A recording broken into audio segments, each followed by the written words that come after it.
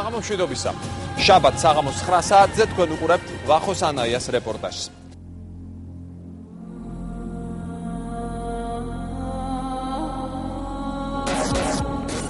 გაინტერესებთ როგორია ირანი სინამდვილეში.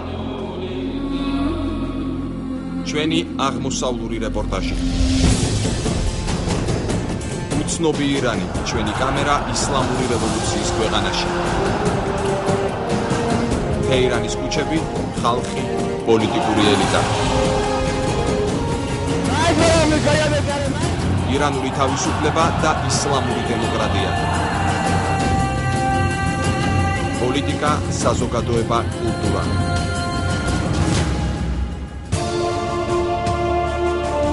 ბირთვული პროგრამა ირანი და გარესამყარო.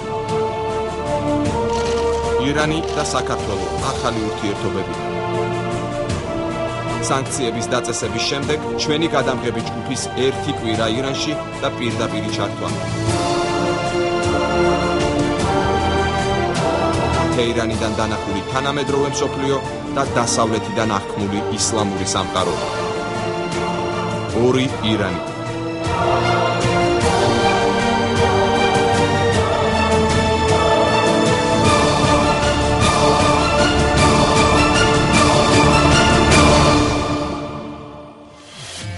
ირანი რეგიონის დიდი მოთამაშე ბირთვული ამბიციებით. დასავლური დემოკრატიის ნაცვლად ისლამური დემოკრატია. ირანის შესახებ გარესამყაროს წარმოდგენები ხშირად სტერეოტიპულია. იმისთვის რომ გაიგო ეს ქვეყანა საჭიროა ჩახვიდე იქ და დაინახო შიგნიდან. სწორედ ამიტომ ჩვენი გადამღები ჯგუფი ჟურნალისტი გიორგი გაბრიჩიძე და ოპერატორი დიმიტრი ხანდამაშვილი ეწვია ირანს. გასათვალისწინებელია ისიც რომ ჩვენი გადაღება მიმდინარეობდა ირანისთვის სანქციების დაწესების შემდგომ პერიოდში.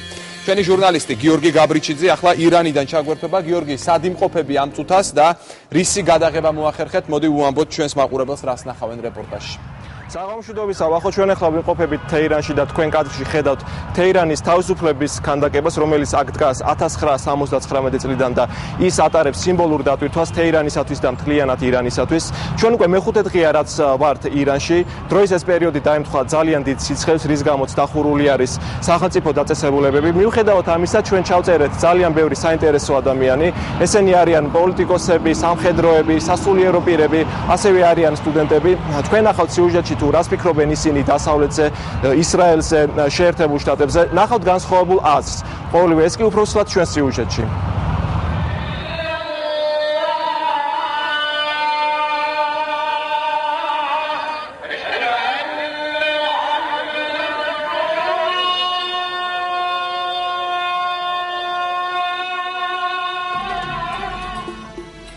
სპარსული მზის კალენდრის მიხედვით ირანში ახლა მე-14 საუკუნეა.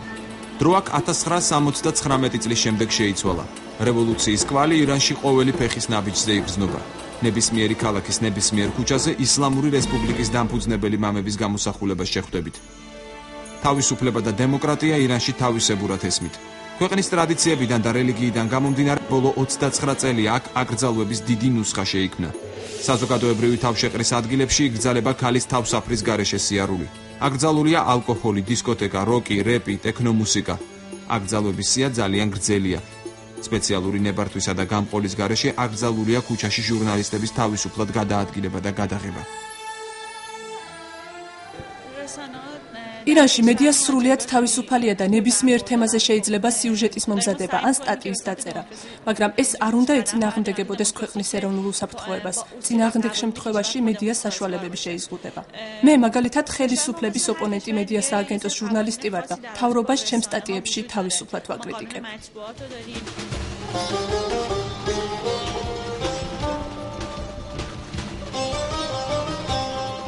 თეირანი ახლო აღმოსავლეთში ყველაზე დიდი მეგაპოლისი.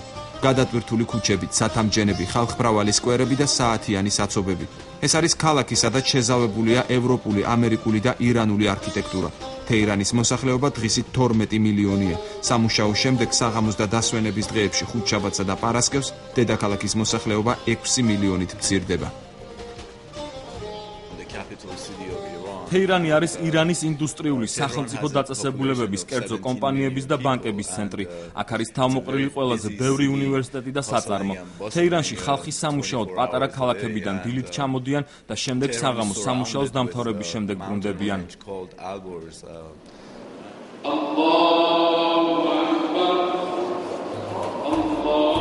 ეს თეირანის უნივერსიტეტის მთავარი სამლოცველოა. ყოველ პარასკევს აქ რამდენიმე ათასი ადამიანი, შიიტთა სულიერი ლიდერები, მთავრობის წევრები, სამხედრო ელიტა და რეგიონებიდან ჩამოსული მორწმუნეები იკრიბებიან. რელიგიური ცერემონიის დაწყებამდე პირველი 1 საათი პოლიტიკურ განცხადებებს ეთმობა.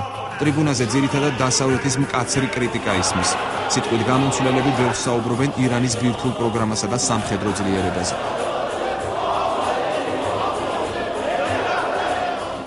ყველას გირჩევთ იყავით ფრთხილად ჩვენს მტრებს პოლიტიკური განხეთქილება და საზოგადოების დაპირისპირება უნდათ. ხალხი უნდა დაემორჩილოს უმაღლეს სულიერ ლიდერს, თუ კი ისინი ნამდვილი მუსლიმები არიან. დროა ყველა მუსლიმი გაერთიანდეს, ყველანი ვხედავთ, რომ დასავლეთი ამორალური გზებით ცდილობს გვებრძოლოს. ამ ბრძოლაში ჩვენი ერთობით გავიმარჯვებთ. ირანი დღეს ისეთი ძლიერია, როგორც არასდროს. სპარსეთის ყურეში ჩვენ გვაქვს საკმარისი რაოდენობის და სიძლიერის რაკეტები. ჩვენ გვყავს მილიონი ჯარისკაცი ახალგაზრდა რევოლუციური არმია, რომელიც სისხლის უკანასკნელ წვეთამდე იბრძოლებს. დასავლეთის სანქციები არაეფექტურია და ირანი ბოლომდე მიიყვანს ბირთვულ პროგრამას. ირანი დაამარცხებს მტრებს, ამერიკას და ისრაელს, რომელიც თავს ესმის პალესტინას და უდანაშაულო ადამიანებს ხოცავს. ლოცვის შემდეგ ხალხმა თეირანის ქუჩებში გადაინაცვლა. ვიდეო კამერისა და უცხოელი ჟურნალისტების დანახვამ გაღიზიანება გამოიწვია.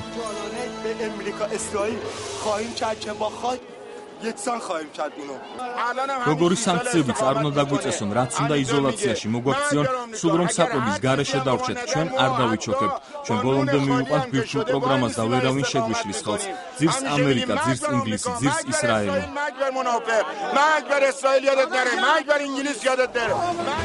ქუჩებში ინტერვიუებს ბევრი ერიდება, მაგრამ არიან ისეთებიც, რომლებიც კამერის წინ საკუთარ აზრს ღიად გამოხატავენ. სანქციებისა და ინფორმაციის ნაკლებობის მიუხედავად დასავლეთთან დაკავშირებით ირანში განსხვავებული მოსაზრება აქვს და არც თუ ისე იშვიათად ოფიციალურ პოზიციას არ ემთხვევა. დასავლეთთან დაკავშირებით მე ნეგატიური წარმოდგენა არ მაქვს. ეს სანქციები ჩემი აზრით ლოგიკურია. იზოლაციიდან რომ გამოვიდეთ, მეტი თავისუფლებაა საჭირო. ჩვენი საზოგადოება დღეს დემოკრატიის ძიებაშია. ჩვენ დღეს თავისუფალი არჩევნები გვინდა, თუმცა მეორეს მხრივ ისიც დაუშვებელია, რომ ირანი რომელიმე სახელმწიფოზე დამოკიდებული გახდეს და გავლენის ქვეშ მოექცეს.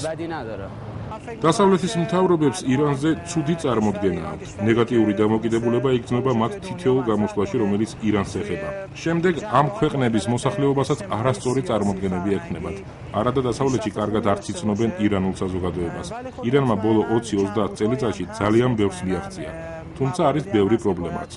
და პირველ რიგში ეს არჩევნების დეფიციტი და მმართველობაში ხარვეზებია. 1979 წლიდან დღემდე სხვადასხვა სტატისტიკის მიხედვით ირანში ცხოვრების დონე გაოთხმაგდა. ეკონომიკამ უმაღლეს ნიშნულს მიაღწია. გაიზარდა ხელფასისა და პენსიის რაოდენობა. ირანი მთელ მსოფლიოში ნავთობის რეზერვებით 5-ში შედის. ირანის ნავთობის ექსპორტი 70 მილიარდ დოლარს შეადგენს. ქვეყნის პროდუქციის ექსპორტის 80% სწორედ ნავთობია, მაგრამ თეირანში ბენზინის ასაღებად კილომეტრიანი რიგი დგება. აქ ლიტრი ბენზინი დღეს 50 ცენტის ეკვივალენტია, სექტემბრიდან კი დოლარამდე გაძვირდება. იმის გამო, რომ ირანში არ არსებობს ნავთობის გადამამუშავებელი ქარხნები და ქვეყანას სანქციები აქვს დაწესებული, ირანის ხელისუფლებამ საწვავზე ლიმიტი დააწესა. მანქანის მეპატრონეს თვეში მხოლოდ 60 ლიტრის შეძენის და მოხმარების უფლება აქვს. ამ მიზეზის გამო ძალიან ბევრი ავტომობილის ნაცვლად იაფასიან და საწვავისთვის ეკონომიურ მოტოციკლს ამჯობინებს. თეირანელები ძალიან ბევრს საუბრობენ უმუშევრობაზე, მასობრივ მიგრაციასა და ეკონომიკურ კრიზისზე. სამწუხაროდ ირანი დიდ ეკონომიკურ კრიზისშია. ახალგაზრდებს არ შეუძლიათ სამსახურის მოძებნა. ქვეყანაში მასიური უმუშევრობაა. ამიტომ ირანიდან ახალგაზრდები მასიურად მიდიან. სამთავრობო სამსახურები 10 და 20 წლით აქვს დაკავებული ერთ და იმავე ჩინოვნიკებს. ბოლო 5 წელიწადში ირანმა თანამედროვე ტექნოლოგიები განსაკუთრებული სისწრაფით განავითარა. ჩვენს ქვეყანაში ძალიან გამჭრიახი ელიტა არის. ესენი არიან სტუდენტები, მეცნიერები. განათლებას ირანში დიდი ყურადღება ექცევა. იზრდება სტუდენტებისა და უნივერსიტეტების რაოდენობა. წარმატებების მიუხედავად, რა თქმა უნდა, გვაქვს ბევრი პრობლემაც, რომელიც დასავლეთიდან მოდის. სანქციების გამო პირველ რიგში მოსახლეობა ზარალდება. ივლისის ბოლოს თეირანში ტემპერატურა მაქსიმუმს მიაღწია და შუადღისას ჩრდილში 52 გრადუსი დაფიქსირდა. ამის გამო რამდენიმე დღით მთავრობამ დასვენება გამოაცხადა. სიცხისგან შეწუხებული თეირანელები ძირითადად დერბენტის პარკს აფარებენ თავს, რომელიც ჩრდილოეთ ნაწილში მდებარეობს და თეირანის გართობისა და დასვენების ცენტრად ითვლება.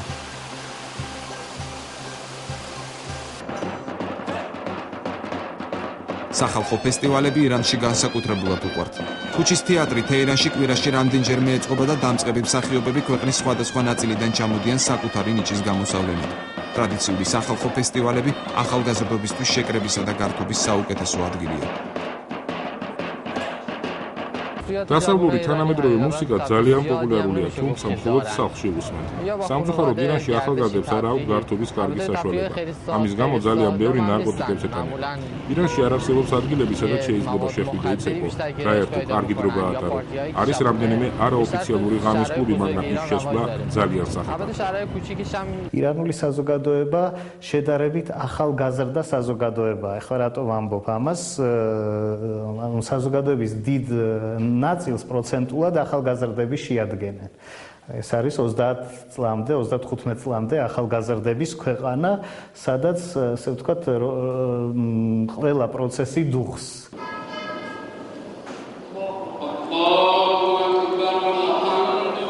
სასულიერო პირები ირანში დიდ ძალას წარმოადგენენ და ისლამურ რესპუბლიკაში გადამწყვეტი სიტყვა ეთქმით.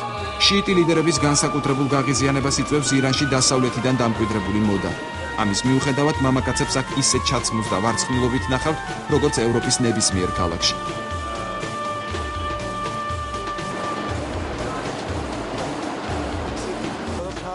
დღეს ამერიკა არა იარაღით, არამედ კულტურით გვებრძვის, როგორიცაა მაგალითად თმების ახალი ვარცხნილობა, რისი დამკვიდრებაც ახლა ირანში უნდათ. ეს კი ჩვენი კულტურისა და ტრადიციებისთვის მიუღებელია. ეს ვარცხნილობა ეშმაკისეულია. ეს ყველაფერი ჯდება ერთ ასეთ ტენდენციაში, რომელიც ტენდენცია არის ეს მონათლული, ამას ქვია კულტურული ექსპანსია, ამაზე დიდი ხანია ირანში ლაპარაკობენ.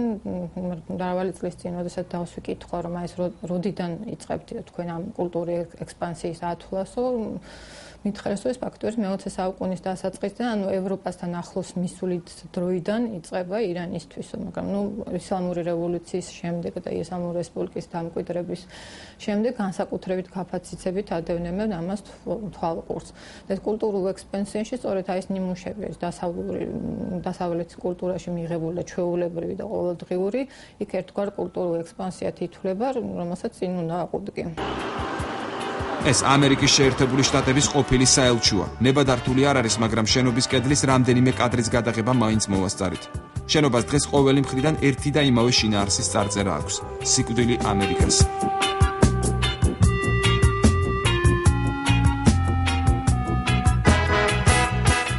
თითქოს პარადოქსია, მაგრამ ფაქტია. ამერიკული ლიტერატურა ირანში ძალიან პოპულარულია. მაღაზიებში მხატვრულთან ერთად პოლიტიკურ ლიტერატურასაც შეხვდებით. მათ შორის შეერთებული შტატების კონსტიტუციას. წიგნების ძალიან ბევრი მაღაზიაა უნივერსიტეტთან ახლოს.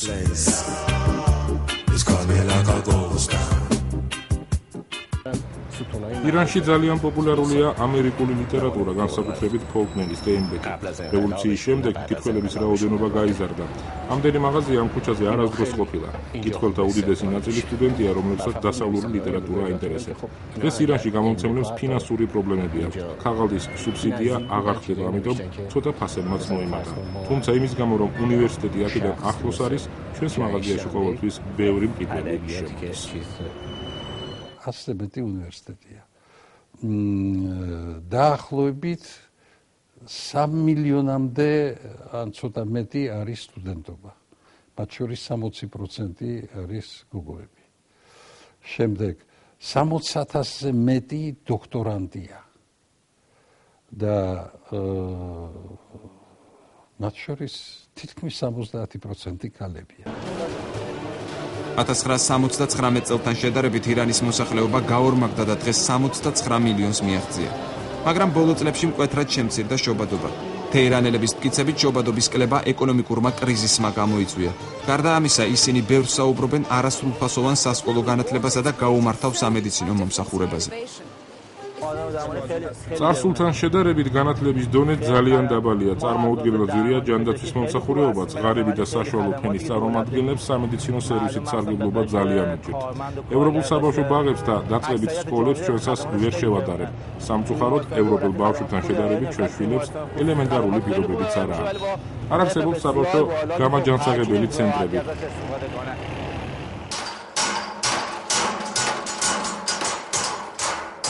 ირანი ეს არის თეოკრატიული, ლიდერობის მაძიებელი ქვეყანა ახლო აღმოსავლეთში თავისი ბირთვული ამბიციებით. 3-10 წლეულია, რაც დასავლეთთან კონფრონტაცია აქვს. ირანი საქართველოს უშუალო მეზობელი არ არის, მაგრამ საქართველოსთან სულ რაღაც 214 კილომეტრი აშორებს.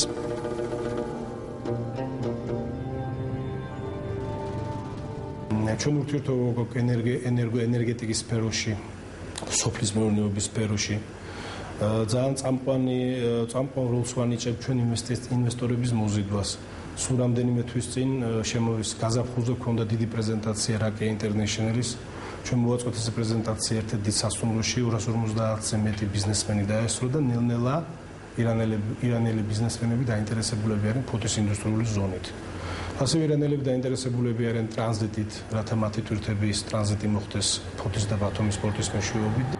ირანის ისტორიაში მთავარი მოვლენა 1979 წელს მოხდა. ისლამური რევოლუციით ქვეყანამ ახალი ცხოვრება დაიწყო. ირანზე შეუძლებელია შეგვექმნას სრული წარმოდგენა, თუ არ ვიცით ისლამური რევოლუციის არსი. მეორე მსოფლიო ომის შემდეგ ირანი ეკონომიკურად ჩამორჩენილ ქვეყანას წარმოადგენდა. ქვეყანაში შექმნილმა მძიმე ეკონომიკურმა კრიზისმა ირანი მთლიანად უცხო სახელმწიფოებზე დამოკიდებული გახადა. საგარეო ვალები ქვეყანას მძიმე ტვირთად დააწვა. ვალების გადასახდელად ირანი იძულებული გახდა დამატებით აეღო კრედიტები, რის გამოც კრიზისი კიდევ უფრო გაღრმავდა. გაიზარდა მოსახლეობისა და შიიტის სასულიერო პირების უკმაყოფილება. შიიტის სასულიერო პირები რეფორმებს ისლამური პრინციპების შელახვად და საერთოდ ისლამზე პირდაპირ შეტევად მიიჩნევდნენ. შაჰის რეფორმამ ვერ გადაჭრა ქვეყანაში პრობლემები. ქვეყანას ვერც ნავთობის ბუმმა უშველა. შემცირდა ქვეყნის შემოსავლები და გაიზარდა ხარჯები. რეფორმებს მოყვა ინფლაცია და მოსახლეობის ცხოვრების დონის გაუარესება. ასეთმა მძიმე ვითარებამ გამოიწვია შაჰის ხელისუფლების პოზიციების შესუსტება და მისდამი დაპირისპირებული შიიტის სასულიერო პირების გაძლიერება. კრიზისთან ერთად სულ უფრო ღრმავდებოდა მოსახლეობაში ანტიდასავლური განწყობაც, რაც საბოლოოდ რევოლუციაში გადაიზარდა, რომელსაც სასულიერო პირები და 76 წლის აიათოლა ჰომეინი მეთაურობდა. აიათოლა ჰომეინმა გააკეთა მოწოდება ჭეშმარიტი ისლამური წყობის დამყარების შესახებ, რომელსაც შეუერთდა ირანის არმია. აიათოლა ჰომეინი საფრანგეთში ცხოვრობდა. იგი ლიდერი გახდა. მთავარი გზავნილი ხალხში მუსიკალური კასეტებით გაავრცელა. ასე დაიწყო ისლამური რევოლუცია. 1978 წლიდან ქვეყანა მასობრივმა დემონსტრაციებმა მოიცვა. 1979 წელს კი შაჰი ქვეყნიდან გაიქცა. ქვეყნის მმართველი გახდა აიათოლა, რომელმაც ირანის ისლამური რესპუბლიკა გამოაცხადა. ირანი დაუბრუნდა შარიათის წესებს. ირანმა წრებად შაჰთან ერთად შეერთებული შტატები და საბჭოთა კავშირი გამოაცხადა.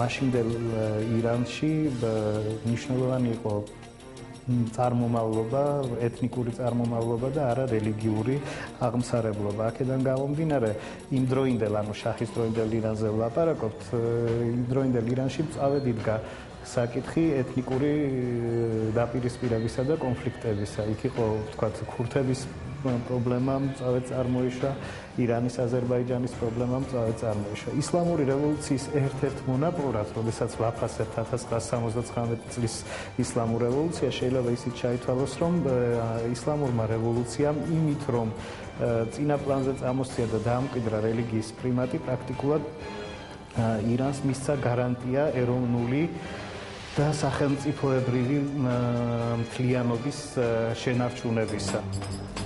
ვინ მართავს რეალურად ირანს? როგორ ნაწილდება საპრეზიდენტო და სასულიერო პირების ფუნქციები? დიდი პოლიტიკური სამეული, აიათოლა ხამენეი, ყოფილი პრეზიდენტი რაფსანჯანი და მოქმედი პრეზიდენტი აჰმედი ნეჟადი. ისლამური რესპუბლიკის შიგნით მიმდინარე ძვრების სრულად აღქმა ამ სამკუთხედის ურთიერთობების ცოდნის გარეშე შეუძლებელია. ყოფილი პრეზიდენტი რაფსანჯანი დღესაც დიდი გავლენით სარგებლობს. ბოლო 1 წლის განმავლობაში ამ დინამიკამ ცვლილებების სხვადასხვა ეტაპი გაიარა. პირველი, 3 ივნისის არჩევნები იყო, როცა რეფორმატორად წოდებული ჰოსენ მუსავი და მოქმედი პრეზიდენტი მაჰმუდ აჰმადი ნეჟადი ისტორიულ პაექრობაში ჩაებდნენ. მაშინ აჰმადინეჟადმა პირველად გაახმოვანა, რომ მისი და უმაღლესი ლიდერის წინააღმდეგ პოლიტიკური მეტოქეების მხრიდან სასახლის გადატრიალება მზადდებოდა. დებატების დროს მოქმედმა პრეზიდენტმა რაფსანჯანი კორუფციაში, ღალატსა და სახელმწიფო ქონების განიავებაში დაადანაშაულა. მოგვიანებით რაფსანჯანი შეეცადა, რომ სასულიერო ლიდერს ეს ფაქტი თავად დაეგმო და ბრალდებას ემიჯნებოდა. შემდეგ კი მოითხოვა, რომ მასა და მის ნათესავებზე თავდასხმა შეწყვეტილიყო. სასულიერო ლიდერმა ეს ფაქტი საჯაროდ მაშინ არ დაგმო. ამ მოვლენების შემდეგ განვითარებული დინამიკა ორ გავლენიან პოლიტიკოს შორის ტოტალური მტრობით ხასიათდებოდა. რაფსანჯანი უმაღლეს ლიდერზე წამოიწყო შეტევა. პირველ რიგში მან ექსპერტების საბჭოს, რომელსაც თავად ხელმძღვანელობს, არაოფიციალურად სასულიერო ლიდერის გადაყენებაზე ან მისი უფლებამოსილების შეზღუდვაზე წინადადებების შესთავაზე.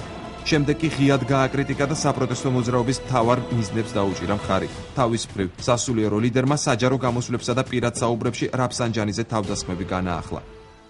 აიათოლა სარგებლობს შეუზღუდავი ძალაუფლებით. მისი გადაყენება შეიძლება ბრძენთა საბჭოზე, მაგრამ ეს ჯერ არასდროს მომხდარა. აიათოლა არის ქვეყნის უმაღლესი მთავარსარდალი. შეუძლია გამოაცხადოს ომი, მობილიზაცია. ის ნიშნავს ძალოვანი სტრუქტურების მეთაურებს. აიათოლა ნიშნავს და ხელმძღვანელობს უშიშროების საბჭოს. ამტკიცებს სხვადასხვა დეპარტამენტის ხელმძღვანელებს. ის ამტკიცებს ტელევიზიისა და რადიოს ხელმძღვანელსაც. და ყველაზე მთავარი, შეუძლია დაამტკიცოს პრეზიდენტის არჩევა ან გადადგომა. საინტერესოა საკონსტიტუციო საბჭო, რომელიც ძალაუფლების ყველაზე გავლენიან ნაწილად ითვლება. მასში შედის 12 ღვთისმეტყველი, 6 აიათოლა ნიშნავს, 6 კი სასამართლოს მეთაური ირჩევს. ამ საბჭოს უფლება აქვს ვეტო დაადოს წარმომადგენლობითი ხელისუფლების ნებისმიერ გადაწყვეტილებას. ის ამოწმებს ყველა კანონს, რომ შესაბამისი იყოს ისლამურ წესებთან. ამ სამი სახელისუფლებო რგოლის შემდეგ მოდის ეროვნული უსაფრთხოების უმაღლესი საბჭო. მასში შედიან პრეზიდენტი, პარლამენტის თავმჯდომარე, გენერალური შტაბის უფროსი, შინაგან საქმეთა მინისტრი. ეს საბჭო პირდაპირ პასუხისმგებელია ჯიჰადზე, საღვთო ომზე. ირანის პრესა დასავლეთთან ურთიერთობის შესახებ. Tehran Times ირანი მზად არის ბირთვულ საკითხებთან დაკავშირებით თანამშრომლობისთვის. თქვენ იცით, რომ ბოლო თვეებში დადგა ბირთვული საწვავის გაცვლის საკითხი. შეთანხმება უკვე მიღწეული იყო მხარეების მხრიდან, მაგრამ შემოგთავაზეს არახელსაყრელი პირობები. თუმცა ჩვენ ყოველთვის მზად ვიყავით ურთიერთ თანამშრომლობისთვის. ბატონმა ობამამ მიიწვია ბრაზილიისა და თურქეთის პრემიერ-მინისტრები და მოუწოდა ირანთან კავშირის დამყარებისკენ. ჩვენ სწორედ ეს გვინდოდა. შემდეგ ისინი ჩამოვიდნენ და ჩვენ დავდეთ თეირანის დეკლარაცია. თეირანის დეკლარაცია შედგენილია გონივრულად სამართლებრივ ფარგლებში და არის მეგობრობის და თანამშრომლობის საწინდარი ბირთვული საწვავის გაცვლის გამჭვირვალე გზა. ამერიკის შეერთებული შტატების ფსიქოლოგიური ომის გეგმა ითვალისწინებს ორ მწვავე ომს, ამბობს აჰმადინეჟადი. ჩვენ გვაქვს ზუსტი ინფორმაცია, რომ ამერიკელებმა შეიმუშავეს გეგმა, რომლის მიხედვითაც დაიწყებენ ფსიქოლოგიურ ომს ირანის წინააღმდეგ. მათ ასევე დაგეგმილი აქვს თავს დაესხან, ცეცხლი გაუხსნან სულ ცოტა 3 რეგიონს 3 თვის განმავლობაში. აჰმადინეჟადმა ამასთანავე პრეზიდენტ ბარაკ ობამას ურჩია არ მიყვეს, არ დაიცვას ჯორჯ ბუშის პოლიტიკა. გარდა ამისა, აჰმადინეჟადმა გააფრთხილა რუსეთის ოფიციალური პირები, რომ თავი აარიდონ ვაშინგტონთან თამაშს, რადგან ეს მათი ეროვნული ინტერესების წინააღმდეგ ქმედება იქნება. ადამიანის უფლებების დარღვევა. სიკვდილით საჯარო დასჯის ინსტიტუტი, ცხოვრება თავისუფლების გარეშე. მილიონიანი საპროტესტო აქციები მოქმედი ხელისუფლების წინააღმდეგ. დიდი სახელმწიფოების გეოპოლიტიკური ინტერესები და სანქციები. ბირთვული პროგრამა. ჩვენი რეპორტაჟის გაგრძელება. ის, რასაც გარედან ვხედავთ. მეორე ირანი. შეერთებული შტატების პრეზიდენტმა ინაუგურაციის დღეს ირანს დიალოგი შესთავაზა. ისლამურ სამყაროსთან ჩვენ ვისწრაფვით ახალი წინსვლისკენ, რომელიც დაფუძნებული იქნება ურთიერთ ინტერესსა და ურთიერთ პატივისცემაზე. მოგვიანებით ნოვრუზის დღესასწაულზე 30 წლის შემდეგ პირველად ამერიკის პრეზიდენტმა ირანელ ხალხს მიმართა. მაგრამ მალე ბარაკ ობამასაც წინამორბედების მსგავსად ირანთან დაკავშირებით განცხადებების გამკაცრება მოუწია. მე გავაკეთებ ყველაფერს, რათა ირანმა ვერ მოიპოვოს ბირთვული იარაღი. გავაკეთებ ყველაფერს, რაც ჩემს ძალას შეუძლია.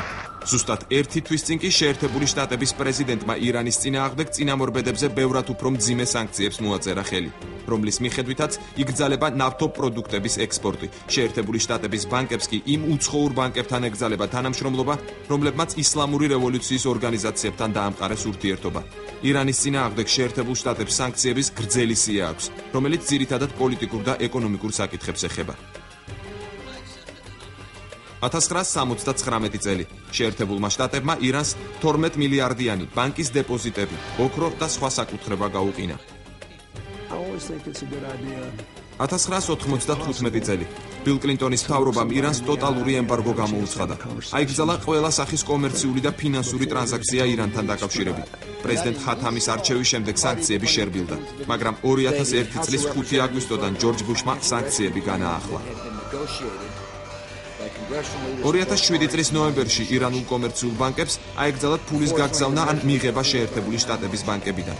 ირანის წინააღმდეგ განსაკუთრებით მძიმე დიმოქმედა სანქციებმა თვითმფრინავების ნაწილების აკრძალვასთან დაკავშირებით. ირანის ავიაცია დღემდე მოძველებულ ძირითადად რუსეთის სამოქალაქო თვითმფრინავებს იყენებს.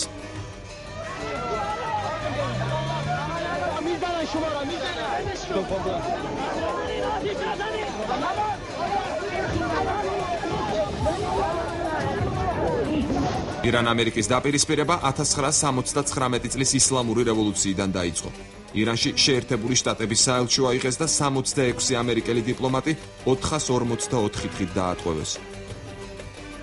დიპლომატების დატყვევებისა და მათ გასათავისუფლებლად ირანში ამერიკული სპეცრაზმის წარუმატებელი ოპერაციის შემდეგ ამერიკა ირანის გაუარესებულმა ურთიერთობამ პიკს მიაღწია. შეერთებულ შტატებში წლების განმავლობაში ირანის დაბომბვას მოითხოვდნენ.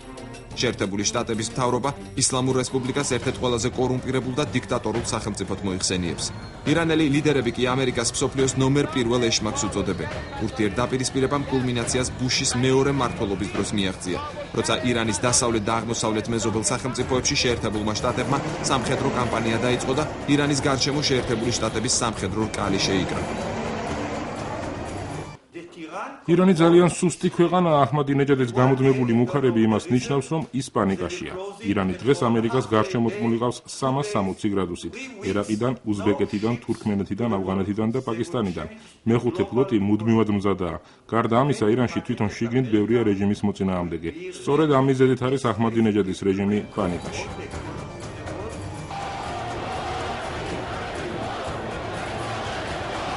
დასავლეთი ირანს დემოკრატიის პრობლემების გამოცაკრით იწვევს. სიკვდილით საჯაროდ დასჯის ის მეთოდები, რომელსაც ისლამურ რესპუბლიკაში მიმართავენ და ზოგიერთ შემთხვევაში ტელევიზიითაც აშუქებენ, დასავლეთის ქვეყნებში შეშფოთებას იწვევს. სიკვდილით დასჯის მეთოდები: ჩამოხრჯობა, ქვებით ჩაქოლვა, თავის მოკვეთა, ყდიდან გადაგდება. 2006 წლის 2 აგვისტო ირანის პრეზიდენტის მაჰმუდ აჰმადინეჟადის განცხადება. აუბედითი ისრაელის რეჟიმი არის დიდი სატანის ბაირაღი. ისრაელი ახორციელებს კრიმინალი ამერიკის და ინგლისის დავალებებს. სიკვდილი ისრაელს. ირანის ამჟამინდელმა პრეზიდენტმა ეჭქვეშ დააყენა ჰოლოკოსტი. მასობრივი ჟლეტა მეორე მსოფლიო ომის დროს და მას მითი უწოდა. ოფიციალური თეირანი პირდაპირ ამბობს, რომ ისრაელი უნდა აღიგავოს პირისაგან მიწისა. 2010 წლის 10 თებერვალი ისრაელის სტრატეგიულ საკითხთა მინისტრის განცხადება. ისრაელი მზადაა გამოიყენოს ზალა, რომ ირანის მიერ ბირთვული იარაღის განვითარება შეაჩეროს.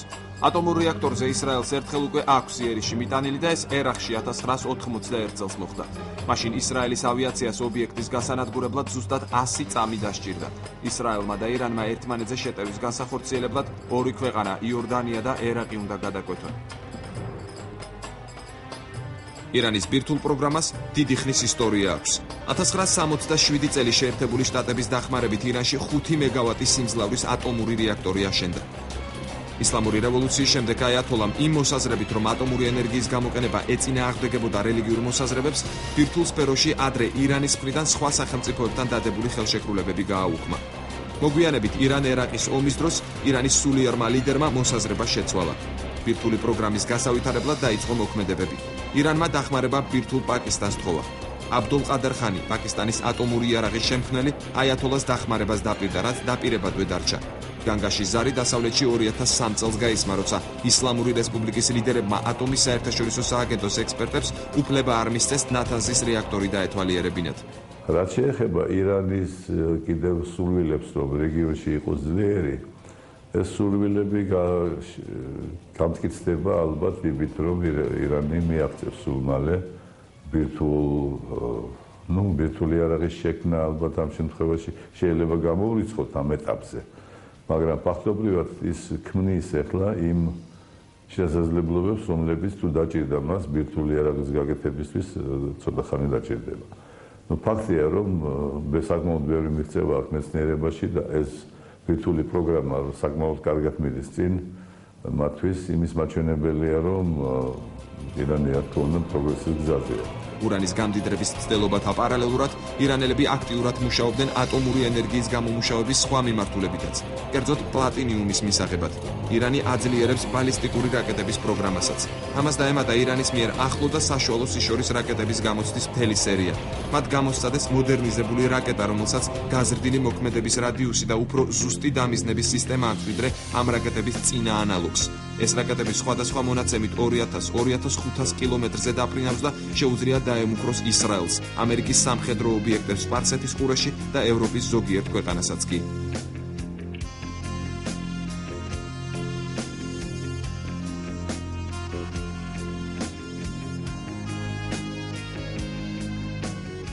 რა თქმა უნდა, ეს მიმართულია მაინც იმისკენ, რომ ირანი გახდეს ბირთვული სახელმწიფო.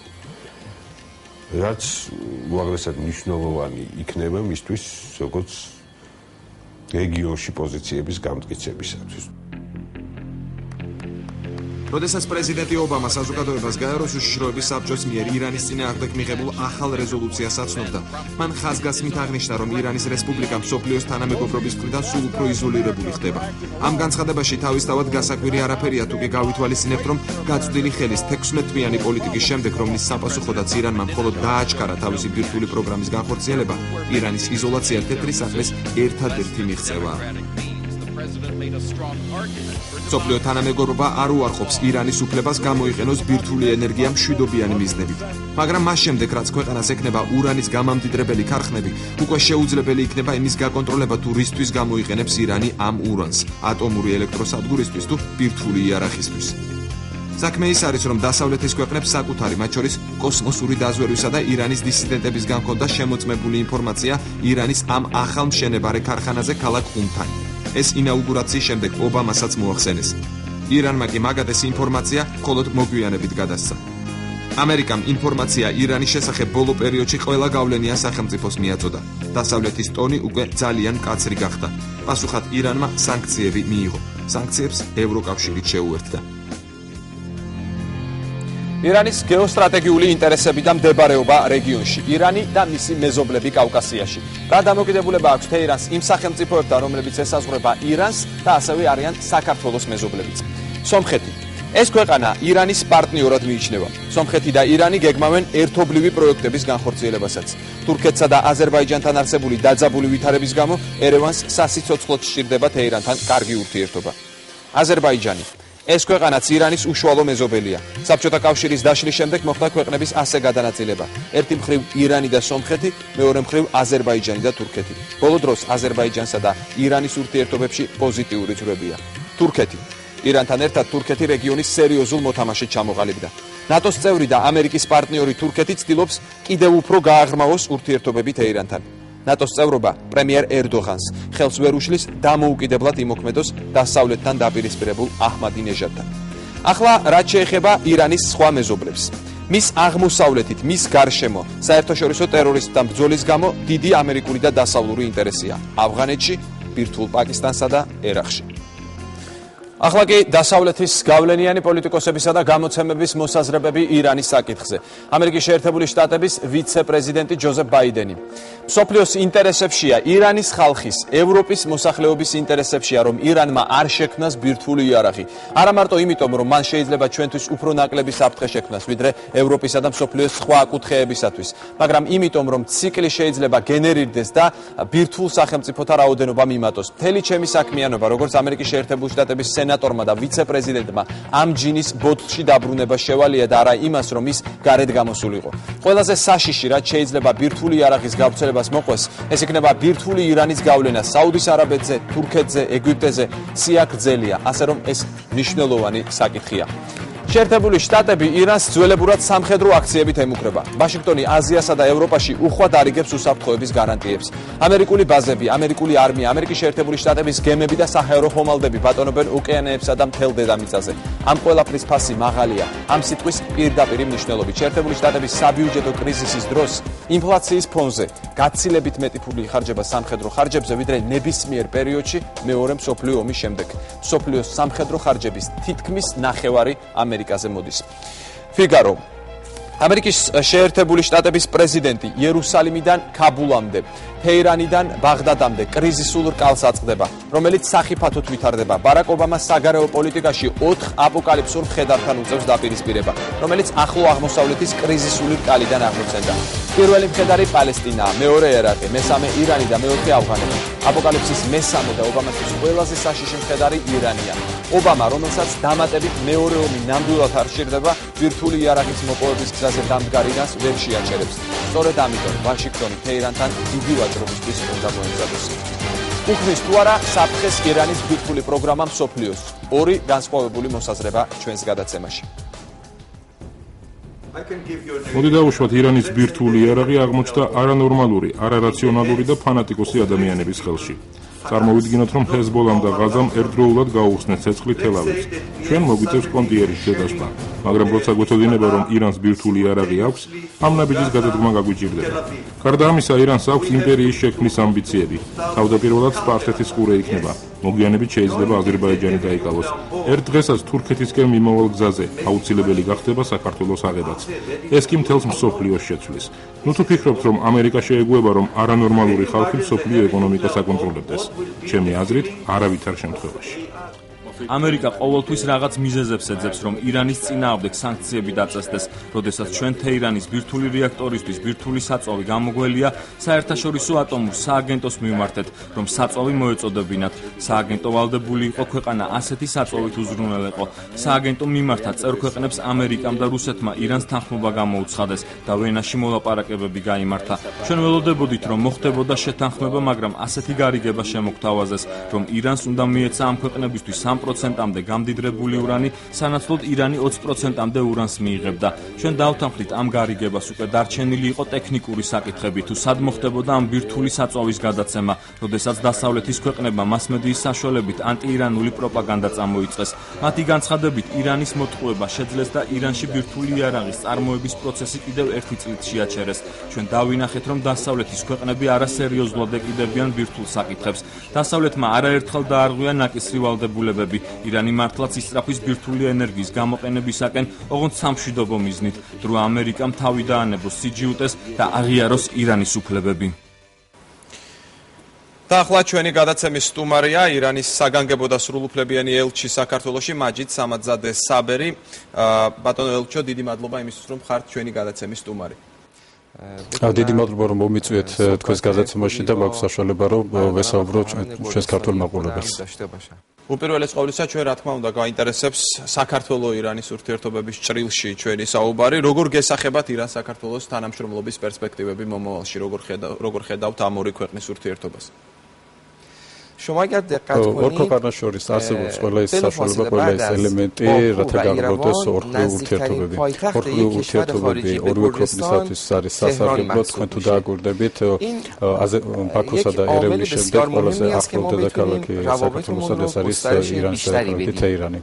ისტორიის მანძილზე ირანსა და საქართველოს ყოველთვის ჰქონდათ ურთიერთობები, ეს ურთიერთობები იყო კარგი ურთიერთობები და ჩვენი მოვალენი ვართ, რომ აი ეს ურთიერთობები ახალ პერიოდში გავაგრძელოთ და გავაღწევოთ. იმისათვის რომ გააღწევდეს ორხრივი ურთიერთობები, მე მაქვს ასე ვთქვათ 4 მიმართულება გამოყოფილი, ეს არის პოლიტიკური, ეკონომიკური, კულტურული და საზოგადოებრივი მიმართულება. პოლიტიკური ურთიერთობების დარღვევის პარალელურად გააღწევდება ეკონომიკური ურთიერთობები, შესრულება სხვადასხვა ეკონომიკური პროექტები, ამასთან უფრო ფართო მასშტაბის მიიღებს კულტურული ურთიერთობები, კულტურული კავშირები და რაც ამ სამი მიმართულებაზე მთავარია, გააღწევდეს ორ ქვეყანას შორის აი ხალხებს შორის ურთიერთობა, საზოგადოებრივი ურთიერთობა და საზოგადოების ურთიერთობის გააღწევებით, ხალხის დაახლოებით ორი ქვეყანა უფრო დაუახლოვდება ერთმანეთს. სანამ ელჩად დაინიშნებოდით, რა იცოდით საქართველოს შესახებ, საქართველოსა და ირანის ურთიერთობის შესახებ და რამდენად კარგი იყო ან დამაკმაყოფილებელი ეს ურთიერთობები?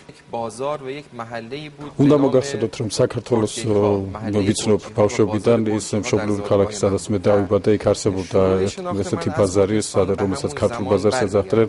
გარდა ამისა, როდესაც მიხდებოდა წასვლა ირანის სხვადასხვა ქალაქებში, ქართული ტოპონიმიკა, ქარდეს გორჯი დასახელება ამ სხვა ქალაქებში ძალიან ხშირი იყო ხდებოდა.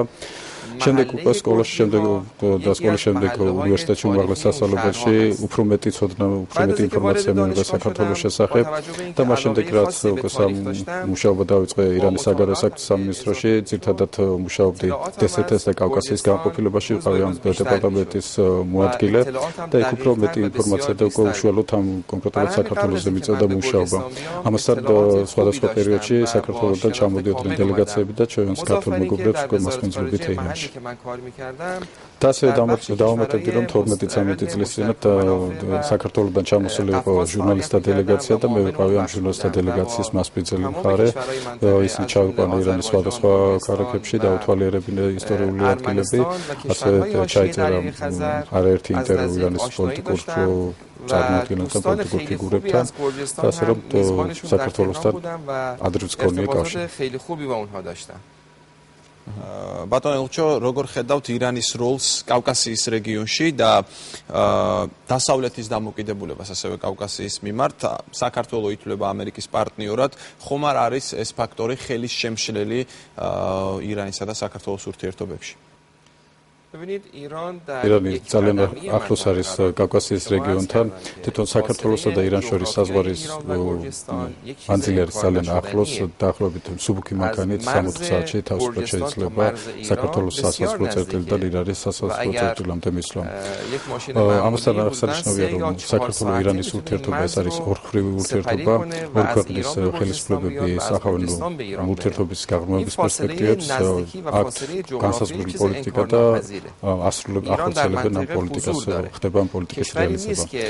გარდა ამისა, ირანი და საქართველოს ურთიერთობა არ არის მიმართული რომელიმე მესამე ქვეყნის წინააღმდეგ. აქედან გამომდინარე, ის ქვეყნები, რომლებიც 1000 კილომეტრების გამოვლით მოდიან რეგიონში და უკვე წარმოქმნილია კავკასიის რეგიონში, ისინი არ უნდა იყვნენ შეფუთებულნი ირან-საქართველოს ურთიერთობებით, რამდენადაც ეს ურთიერთობა არ არის რომელიმე მესამე ქვეყნის წინააღმდეგ და ასევე სხვა ძალების ურთიერთობა საქართველოსთან არ უნდა იყოს მიმართული ირან-საქართველოს ურთიერთობის წინააღმდეგ.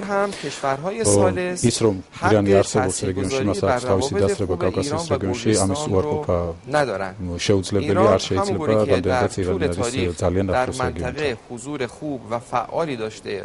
ბატონო ელჩო, მიგაჩნიათ თუ არა, რომ სანქციების დაწესების შემდეგ და ასევე გულისხმობ მანამდელ პერიოდსაც ირანი დღეს იმყოფება იზოლაციაში და შეუძლია თუ არა ამ ქვეყანას თავი დააღწიოს ამ რთულ ვითარებას? უნდა მოგახსენოთ, რომ მე არ ვთვლი, რომ ირანი არის ექცევა იზოლაციაში, თვითონ ეს ტერმინი იზოლაცია არის დასავლური პრესის მიერ შემოგდებული და ჩვენ ამას არასოდეს არ დავეთანხმებით. ირანს აქვს მსოფლიოს ძალიან ბევრ სახელმწიფოსთან კარგი ურთიერთობა, სავაჭრო ურთიერთობა, იგივე ამერიკის კონტინენტზე, ლათინური ამერიკის ქვეყნებთან და ასევე მსოფლიოს სხვადასხვა რეგიონებში ძალიან ბევრ ქვეყანასთან. არის ასეთი ორგანიზაცია მიუმხრობელთა ლიგა, სადაც დაახლოებით 132 სახელმწიფოა გაწევრიანებული. მიუმხრობელთა ლიგა ყოველთვის იყო ირანის მხარდამჭერი. ირანის აბსოლუტურ მხარდაჭერას უცხადებს ასევე ისლამური კონფერენციის ორგანიზაცია და შეიძლება ითქვას, რომ მსოფლიოს დიდი ნაწილი ირანის გვერდითა. თუ არ ჩავთვლით იმ 5-6 სახელმწიფოს, რომლებსაც აქვთ ვეტოს უფლება გაეროს უშიშროების საბჭოში და ეს 5-6 სახელმწიფო თავიანთ ნებასრულზე ცდილობენ მსოფლიოს ასე ვთქვათ ბედივი მართვას. ჩვენ მიუხედავად იმისა, რომ 30 წელია უკვე ირანის წინააღმდეგ სხვადასხვა სახის სანქციები მოქმედებს, ჩვენ ვართ იმის მომსწრენი, რომ ირანი ამ 30 წლის განმავლობაში დღითიდღე განვითარდა და სწორედ ამ სანქციების ფარგლებში, სწორედ ამ შეზღუდვების ფარგლებში ირანმა მიაღწია გარკვეულ წარმატებებს სხვადასხვა მნიშვნელოვან სფეროში.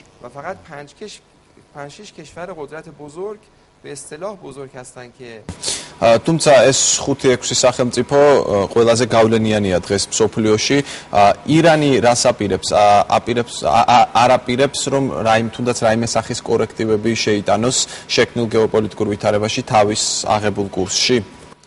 30 წლის განმავლობაში სხვადასხვა სანქციების ფონზე ჩვენ მივახცეთ სხვადასხვა წარმატებებს და მნიშვნელოვან წარმატებებს. თუ დავუშვათ დაუჯერებდით ამ ხუთ სახელმწიფოს და მათი ნებასრულის შესაბამისად შევცვლიდით პოლიტიკას, ჩვენ დარწმუნებით შემიძლია გითხრათ, რომ ამ წარმატებებს ვერ მივაღწევდით. ჩვენ გამოვხატავთ ხალხის ნებას, ვემსახურებდით ხალხის ნებას და ვიდრე ჩვენი ხალხი არ მოითხოვს და ხალხის ნება არ იქნება ჩვენი პოლიტიკა არ შეიცვლება. გასაგებია და ჩემი ბოლო შეკითხვა, იგეგმება თუ არა ირანის პრეზიდენტის ვიზიტი საქართველოში? 2004 წელს საქართველოს პრეზიდენტ ბატონი მიხეილ სააკაშვილი ოფიციალურ ვიზიტად ეწვია ირანის ისლამურ რესპუბლიკას და იქ თავის ირანელი კოლეგა უკვე ვიზიტის ფარგლებში თავის ირანელი კოლეგა საპასუხო ვიზიტად მოიწვია საქართველოში. ასევე პრეზიდენტის მხრიდან რამდენჯერმე ჰქონდა ადგილი ირანის პრეზიდენტის მოწვევა საქართველოში. ეს მოწვევები დღესაც ალაში რჩება, თუმცა ასე ვთქვათ, მოლაპარაკებები პროტოკოლიდან გამომდინარე ვიზიტის დროს ტექნიკური მხარეები ამ ხრივ ჯერჯერობით არ არის დაწყებული და არც დავუშვათ ვიზიტის დრო არის განსაზღვრული. ძალიან დიდი მადლობა მინდა გითხრათ იმისთვის, რომ იყავით დღეს ჩვენი გადაცემის სტუმარი. დიდი მადლობა. და მაყურებლებს შეგახსენებთ, რომ ჩვენი სტუმარი იყო მაჯიდ სამაძადე საბერი, ირანის საგანგებო და სრულუფლებიანი ელჩი საქართველოში. დღევანდელი გადაცემა ამით დასრულდა.